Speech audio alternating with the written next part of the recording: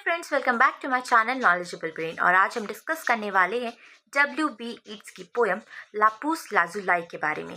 तो मैंने ऑलरेडी अपने चैनल पे W.B. ईट्स के लाइफ और करियर के बारे में ऑलरेडी वीडियो अपलोड कर रखी है, आप जाके मेरे चैनल पर देख सकते हैं। इस वीडियो में हम ऑथर के बारे में कुछ डिस्कस नहीं करेंगे, हम इसमें पोएम को समझेंगे। तो चलिए बिना टाइम वेस्ट करे पोएम की शुरुआत करते हैं। 1948 में, लेकिन W.B. ईट्स की डेथ के बाद ये पोएम पब्लिश हुई थी उनके final collection last poems and two plays में, जो कि पब्लिश हुई थी 1939 में। दोस्तों, लापीस लाजुली एक deep blue semi precious stone होता है। इसकी बहुत ज़्यादा कीमत थी सालों साल तक। लापीस एक लैटिन वर्ड है स्टोन के लिए, पत्थर के लिए। ये पोएम के जो थीम है वो है art and beauty, wisdom and peace, longevity and spiritual thought. चलिए आज हम इस पोएम को लाइन बाय लाइन पढ़ते हैं और उसके बाद इसके पोएटिक डिवाइसेस को जो इसमें यूज हुए हैं उसको डिस्कस करते हैं। पोएम की शुरुआती लाइनों में पोएट बोलते हैं, I have heard that historical women say they are sick of the palate and fiddle bow of poets that are always gay. यहाँ पे पोएट कह रहे हैं कि उन्होंने कुछ औरतें देखी हैं जो आर्ट और म्यूजिक से बोर हो चुकी है, और उन औरतों को ऐसे पोएट नहीं पसंद जो हर वक्त खुश होते हैं, स्पेशली जब जब दुनिया में ट्रेजेडी चल रही हो, वॉर चल रही हो। आगे बोलते हैं, For everybody knows or else should know that if nothing drastic is done, aeroplane and Zeppelin will come out, pitch like king Beely bomb balls in until the town lie beaten flat. यहाँ पे poet बोलते हैं कि सबको पता है या पता होना चाहिए कि अगर कोई सीरियस एक्शन नहीं लिया गया तो वॉर का खतरा है। प्लेन्स और जैपेलियन बॉम्ब गिरा देंगे और पूरा शहर तबाह हो जाएगा। दोस्तों, फर्स्ट स्टैंजा में पोएट ये कहते हैं कि कुछ लोगों से, यहाँ पे उनका मतलब है जो क्रिटिक्स हैं, वो कंप्लेन करते हैं कि पेंटिंग, म्यूजिक और पोएट्री का कोई यूज़ नहीं है। जब दुनिया में वॉर होने वाली है, जब एयरप्लेन्स और जैपलिन बॉम्ब्स गिरकर शहर मिटा देंगे, तब आर्ट से क्या फ़ायदा होगा। पोएट को ये लगता है कि जो बाकी के पोएट्स होते हैं वो हमेशा खुश रहते हैं और दुनिया की प्रॉब्लम्स को इग्नोर कर देते हैं। स्पीकर कहते हैं, all perform their tragic play, there trust is Hamlet, there is Lear, that's Ophelia, that Cordelia. यहाँ पे पोएट ड्रामा का एग्जाम्पल देते हैं कि सभी लोग अपनी ट्रेजेडी का नाटक करते हैं, जैसे शेक्सपियर के character Hamlet, King Lear, Ophelia, Cordelia, जिनमें हर किसी की स्टोरी दर्द से भरी हुई है। आगे कहते हैं, yet they should the last scene be there, the great stage curtain about to drop. If worthy they prominent part in the play do not break up their lines to weep. वो कहते हैं कि जब play का last scene होता है या फिर जिंदगी का एंड पास होता है, तो अगर एक्टर या करेक्टर सच में पावरफुल हो तो वो रोने नहीं लगते। वो अपने डायलॉग्स को कंप्लीट करते हैं पूरी डिग्निटी के साथ। आगे कहते हैं, they know that Hamlet and Lear are gay, giddy, transfiguring all that dread. दोस्तों, ये लाइन थोड़ी पैराडॉक्सिकल है। पोएट कहते हैं कि असली ट्रैजिक कैरेक्टर्स जैसे हैमलेट और किंग लियर अंदर से खुश होते हैं, क्योंकि उनका दुख, उनका दर्द एक तरह से स्टोरी को मीनिंगफुल बनाता है, ब्यूटीफुल बनाता है। आगे वो बोलते हैं, all men have aimed at, found and lost black out, heaven blazing into the head, tragedy wrought to its uttermost. यहाँ पे वो कहना चाह रहे हैं कि हर कोई अपनी जिंदगी में कुछ ना कुछ पाने की कोशिश करता है, लेकिन एंड में अंधेरा आता है, डेथ आती है। लेकिन उस मोमेंट में एक डिवाइन प्रेजेंस भी हो सकती है जब ट्रेजेडी अपने पीक पर होती है। आगे वो कहते हैं, though Hamlet trembles and Lear rages and all the drop scenes drop at once upon 100,000 stages, it cannot grow by an inch or an ounce. यहाँ पे पोएट कहते हैं कि चाहे कितनी भी ट्रेजेडीज दुनिया भर के प्ले में हो जाए, उनका एसेंस जो है वो हमेशा सेम होता है। ट्रेजेडी यूनिवर्सल है, ना तो वो कभी कम होती है ना ही कभी बढ़ती है। दोस्तों यहाँ पर पोएट हमें ये समझाना चाह रहे हैं वॉर, डिस्ट्रक्शन, ये सब बार बार होता है, ये सब लाइफ साइकिल का पार्ट है। लेकिन सिविलाइजेशन गिर सकती है लेकिन आर्ट और कल्चर कभी नहीं मरता। सही आर्टिस्ट और थिंकर ट्रेजेडी में भी खुशी ढूंढ सकते हैं।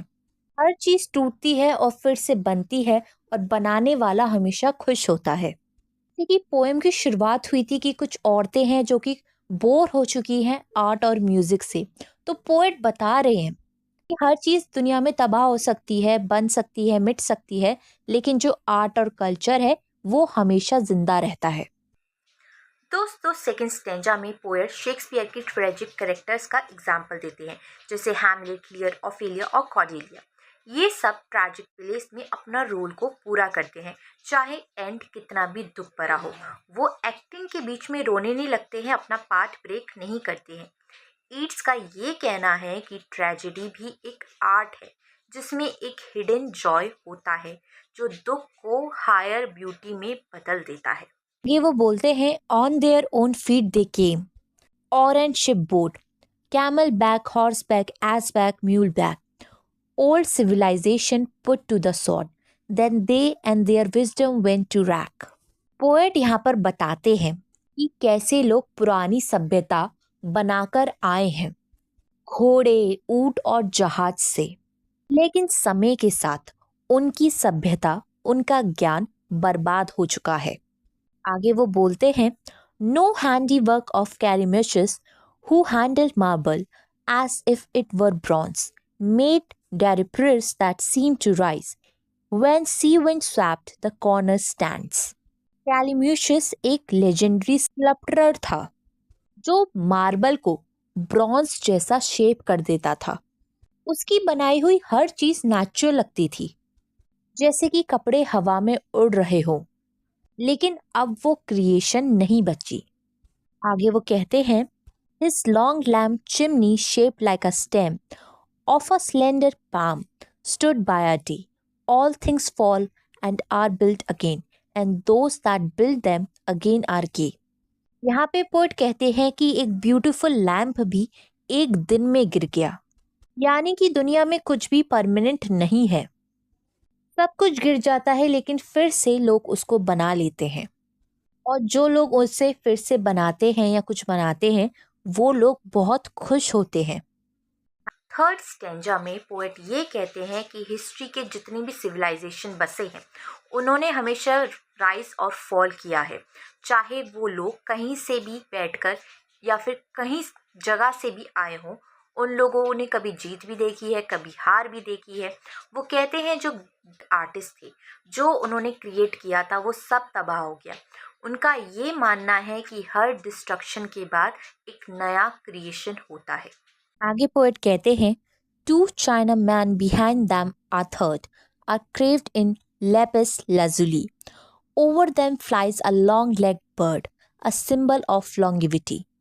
पोएट एक लापीस लाजुली, नीले प्रीशियस स्टोन की बात कर रहे हैं। वो बोलते हैं कि मैंने एक लापीस लाजुली देखा है जिस पर दो चाइनीज आदमी बने हुए हैं और एक लंबी टांगों वाली पक्षी ऊपर उड़ रही है, और ये पक्षी जो है लंबी उम्र का सिंबल है। आगे कहते हैं, the third doubtless a surviving man carries a musical instrument. वहाँ पे एक तीसरा आदमी भी है जो शायद एक नौकर है, जो म्यूजिक इंस्ट्रूमेंट को लेकर जा रहा है, और ये चीज जो है ये एक आर्ट और कल्चर का सिंबल है। वो पत्थर एक आर्ट और कल्चर का सिंबल है। आगे वो बोलते हैं, every discolouration of the stone, every accidental crack or dent seems a water course or an elvench or lofty slope where it still snows। यहाँ पर वो कहते हैं कि स्टोन में, पत्थर में जो भी क्रैक है, जो भी डेंट है, वो ऐसा लगता है जैसे वो नेचर का ही पार्ट हो, जैसे पहाड़ों पर बर्फ या पानी के रास्ते। आर्ट और नेचर एक हो गए हैं। आगे वो कहते हैं, दो डाउटलेस ब्लैम और cherry branch sweetness the little halfway house those China man climbed towards an eye। delight to imagine them seated there. Poet यहाँ पर इमेजिन करता है कि वो चीनी आदमी किसी माउंटेन रिट्रीट यानी आधे रास्ते में कोई रेस्ट पॉइंट है उसकी तरफ जा रहे हैं जहाँ पे प्लम और चेरी ब्लॉसम के पेड़ होंगे और वहाँ पे आराम से बैठकर वो लोग म्यूजिक सुनेंगे। आगे वो बोलता है, There on the mountain and the sky, on all the tragic scene they stare, one asks for mournful melodies, accomplished fingers begin to play, their eyes meet many wrinkles, their eyes, their Asian glittering eyes are key. वो कहते हैं कि वो mountain पर बैठकर पूरी tragedy भरी दुनिया को देख रहे होंगे। में से एक म्यूजिक बजाने के लिए बोलता है और म्यूजिक शुरू होता है। उन लोगों की आंखों में हजारों झुर्रियां हैं, व्रिंकल्स है, लेकिन उनकी आंखों में एक खुशी है, एक चमक है, एक सुकून भी है। आर्ट ने, कला ने उनके दर्द को ब्यूटी में बदल दिया और यहीं पे ये पोयम खत्म हो जाती। स्पीकर जिक्र करते हैं एक नीले पत्थर का जिसका नाम है लापूस लाजुलाई। वो उस पत्थर की कार्विंग को डिस्क्राइब करते हैं। उसमें 2 चाइनीज लोग हैं और एक सर्वेंट दिखता है जिसके हाथ में म्यूजिकल इंस्ट्रूमेंट है।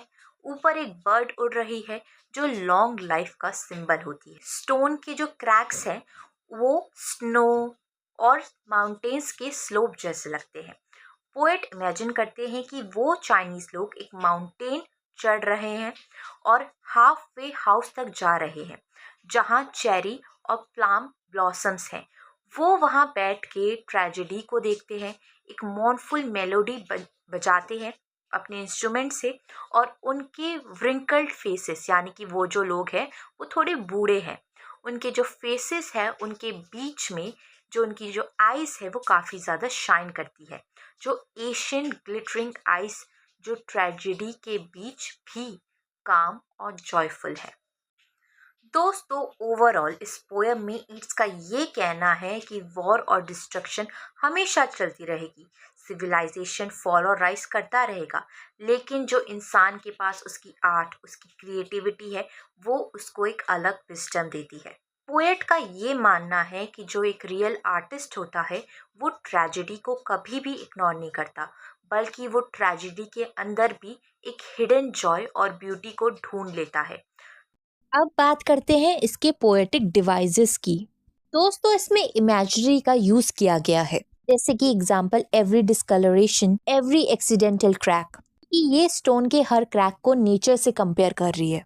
नेक्स्ट है सिंबोलिज्म, यानी कि जब कोई ऑब्जेक्ट या इमेज किसी आइडिया को, किसी बड़े आइडिया को रिप्रेजेंट करती हो। एग्जाम्पल यहाँ पे दिखाया गया है लापिस लाजुली जो कि एक टाइमलेस ब्यूटी है। वहीं पर बर्ड्स जो हैं जो उन चाइनीज लोगों के ऊपर से उड़ रही है वो लंबी उम्र को रिप्रेजेंट कर रही है। और माउंटेन्स और रेस्ट हाउस जो है वो स्पिरिचुअल और विजडम को दिखा रही है। इसमें एल्यूजन का भी यूज किया गया है जो रिफर करता है हिस्टोरिकल वर्क को या किसी लिटरेरी रेफरेंस को। जैसे यहाँ पे शेक्सपियर के हैमलेट और किंग लियर के करेक्टर्स को डिस्कस किया है। यहाँ पर पर्सोनिफिकेशन का यूज किया गया है, यानी कि किसी ऑब्जेक्ट या इमेजरी को ह्यूमन क्वालिटीज देना। जैसे यहाँ पर ड्रेपरीज को यानी कपड़ों को डिस्क्राइब किया गया है जैसे कि वो हवा में उड़ रहे हो, जैसे उनमें जान हो। में इम्बैचमेंट का भी यूज किया गया है, यानी कि एक पोयम में बिना किसी पॉज के, बिना फुल स्टॉप के दूसरी लाइन को दिखाया गया है, बोला गया है, जिससे एक नेचुरल फ्लो बनती है, एक नेचुरल रिदम बनती है। इसमें इसके अलावा पैराडॉक्स का भी यूज किया गया है, जिसका मतलब होता है एक स्टेटमेंट जो कॉन्ट्राडिक्टरी है लेकिन वो एक बड़े सच को दिखाती है।